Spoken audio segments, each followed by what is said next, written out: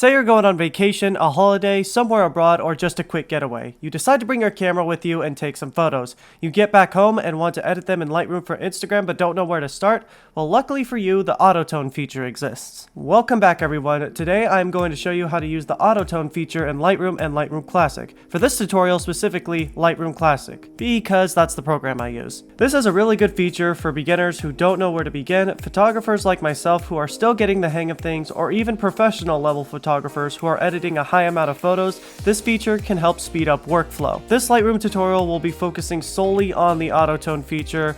I will be doing my own edits to these images and showing the final products, but I will not be doing a step-by-step on how I do it. I will be primarily showing you guys the function of the autotone and how it can really help. First, I'm going to rotate this image. And alright, now that it's rotated, it's time to go ahead and use the autotone feature. If you look to the right of your screen, you'll notice at the top where it says Auto, Black and White, and HDR. You want to move up to the Auto button, which is right here.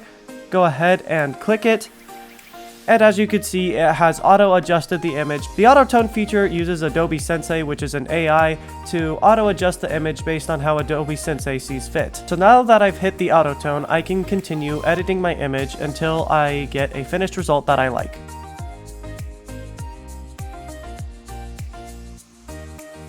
And alright, this image is done. Let's do a quick before and after. The waterfall looks nice. It kind of looks like the rock is taking a leak into the ocean. As you can see, this is the finished image, and like I said before, I had to make my own edits even after using the autotone feature. But the autotone feature was very helpful because it gave me a base to start with, so I knew which edits to make. It doesn't automatically perfect the image for you, but it gives you a good base to help you perfect the image yourself. On to the next image. Alright, so we've got a very overblown sunset. Why I took this at such a high exposure, I have no idea. But let's see if the autotone will at least help fix this image just a little bit.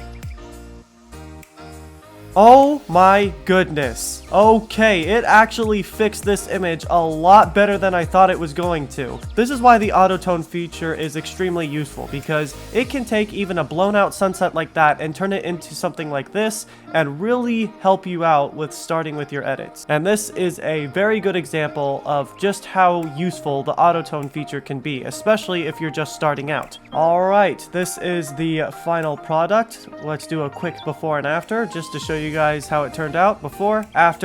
I think that looks absolutely beautiful. Say what you want about the state of California, it has some of the best sunsets, especially on its coast, I have ever seen and had the pleasure of taking photos of. Alright, now we're moving on to the final image, which is the Golden Gate Bridge in San Francisco. Click the autotone feature, and you know what? It may not look like this did a lot, but the autotone feature actually did help the tone of the image, especially with the water. It helped bring out the water a little bit better.